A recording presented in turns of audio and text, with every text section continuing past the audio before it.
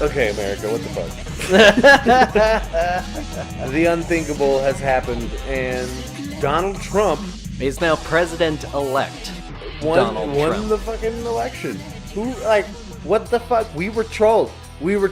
Go back and listen to our 2 Trump segments that we have on YouTube. Yep. We were fucking trolled. We failed you. The DNC failed you. The RNC failed you. White men and white women failed you. Black men and black women failed you. Asian men and Asian women failed you. Everybody failed. Everybody failed in this. Even Trump supporters, they even failed you, the listener, by voting for Donald Trump. I don't know how to express in words how I felt when they announced that Donald Trump was going to be our president. So I went out to drink because I knew that it was going to be a rough night. Yeah. So I went out early to start drinking. As soon as I got off work, I went to the bar and started drinking and hung out with some people and watched returns as they started to come in. And I was like, well, he's still up. When they called 2 or it 3 for Florida hours and Ohio, I was like, fuck! 2 or 3 hours go by. I'm more drunk, and he's still up. California comes in, he's still up, and they're still trying to decide Florida. Yeah. Ohio still hasn't been, called for the final. But it's looking bad. And the bar closes. And so I go home, and by the time I get home, it's called. Yep. I walk in as they call it. I sink down into my armchair, I knew it, I've been watching it all night. I knew it was gonna happen, but it's only just now hitting me. Yeah, and reality is a bitch. And when that reality sinks in, then you're like, oh shit. Mm-hmm. I think Donald Trump's gonna be our fucking president. Mm-hmm. What the fuck, America? What have you done? Mm-hmm. What have you done? You were the chosen one. Yeah, that's what was going through my mind. Well, apparently Donald Trump was the chosen one. It's 46.9% did not vote. Of eligible voters, 46.9% did not vote at all. And that's probably those people who are just like, you know what? I can't stand Hillary and I can't stand Donald Trump, so I'm fucking out of it. Yeah. And they weren't dumb enough to vote for Gary Johnson or Jill Stein. Right. Because they're both retarded idiots. Yeah. And oh my God. So I have a friend on Facebook who the weeks leading up to the election, she's all like, vote for a third party candidate. Your vote counts. And, even on election day, she's like, I'm proud to vote for Gary Johnson. And then the next day she's like, what the fuck, America? And I'm like, bitch, you did this. Third party voters failed you. Okay? I mean, we all failed in this. And well, no, and see, the weird thing is, at the same time as we say that we all failed each other, at the same time, we didn't really all fail each other, because as of this morning, the growing lead that Hillary Clinton had in the popular vote is almost to 2 million votes.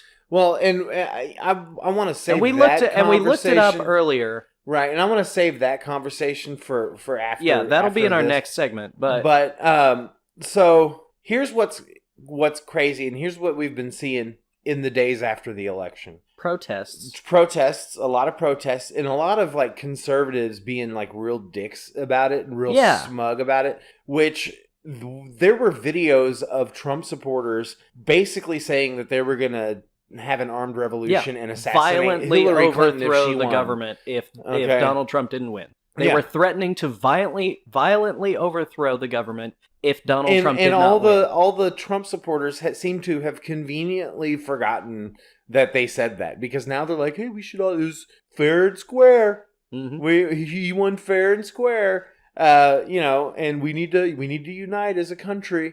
But yet they were the ones threatening a violent revolution and overthrowing the government just mere weeks before the election. Yes. So fuck you for that, Trump supporters.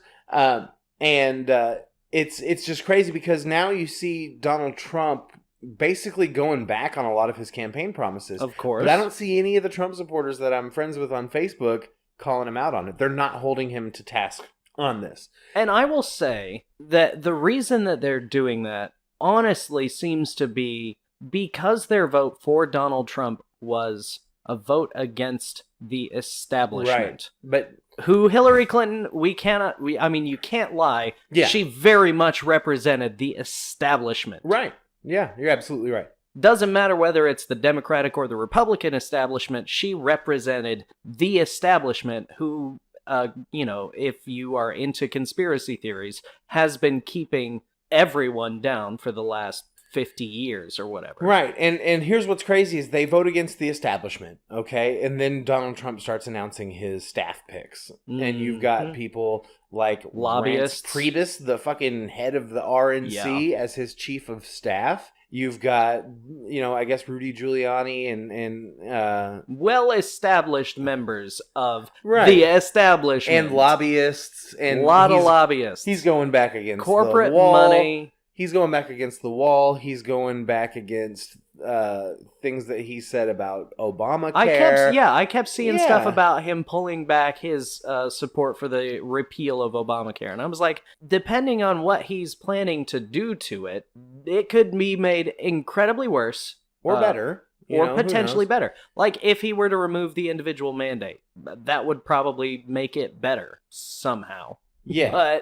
But I think... a lot of the Affordable Care Act was authored by Republicans insurance companies. The original Affordable Care Act was just gutted by Congress. And they removed the public option, which would have made the individual mandate something that was actually good. Right. And the insurance and healthcare industry and these big corporations have so much power in our government that there would be no way that they would have let that pass. There would be no way they would have said, sure, it's okay to take away the whole pre-existing condition thing, but you have to make it to where everybody has to buy insurance now. And, just open up your eyes and fucking look at it, people. Mm-hmm. Come on. Now, Barack Obama, he gave it a fair shot. He tried. He at least tried to fix the healthcare system because nobody should fucking go broke. Nobody should have their whole livelihood ruined because they get sick. Mm-hmm. And we are supposed to be one of the most powerful countries in the world, and we can't even take care of our own fucking people. Yep. And it's barbaric, honestly. So speaking of other things about the election, doctor-assisted suicide is legal now in Colorado. Interesting. Which is good. I think that, hey, if I get to the point where I can't wipe my own ass, fuck yes, take me the fuck out. Mm. I want to be done.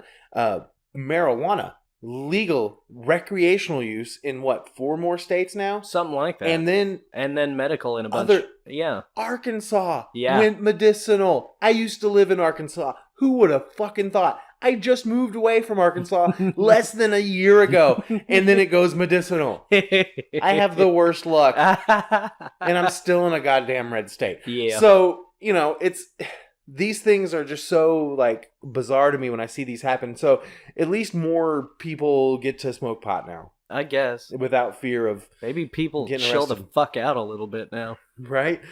That was surprising to me. But just, the overwhelming just shock, I think, from half the country that Donald Trump actually won was just really eye-opening. A lot of people...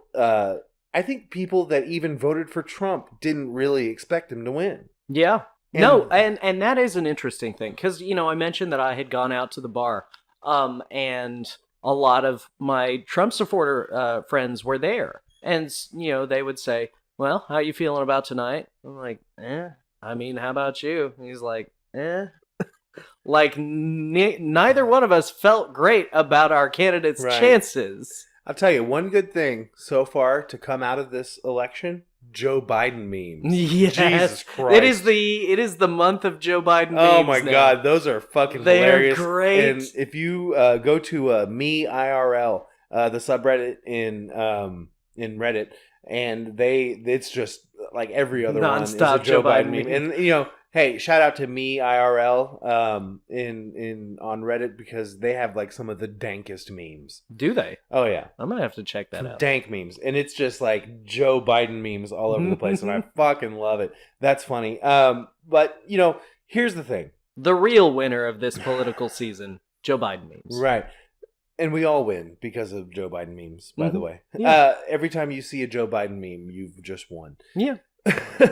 So, predictions for the future. Okay, Michael Moore predicted a Trump win. He also predicted that he's not even going to make it through his first term. I can see that. Either he's going to resign or be impeached. That he's going to break the law, even unintentionally, because he just doesn't understand the law. Yeah. You know, and I could see that happening. If that happens, that a Pence presidency could be far worse. Yeah. No, it will definitely be worse. Because, again, Mike Pence is the establishment. Right. And he believes in gay conversion therapy. He's a terrible human being. Yeah, he's just terrible. He's terrible. He's damn terrible. So, you know, we'll see if that happens. I read an article that Donald Trump wants to divide his time between the White House and the Trump Tower. And it's like, I don't know if Donald Trump really realizes that being president is more than just an 8 to 5 Monday through Friday job. Right? Wait, are you telling me that the president does stuff? Oh, yeah. The president does shit. And the president has responsibilities. What are you saying? Here's the thing. After every national tragedy that we have over the next 4 years, he's the one who's going to be having to come out and, like, console us. It's like your drunk uncle. I mean, have you thought about that? Have you thought about that yet, Chris? The next major hurricane. Right. We've been having a lot of earthquakes around here lately. Yeah, I know.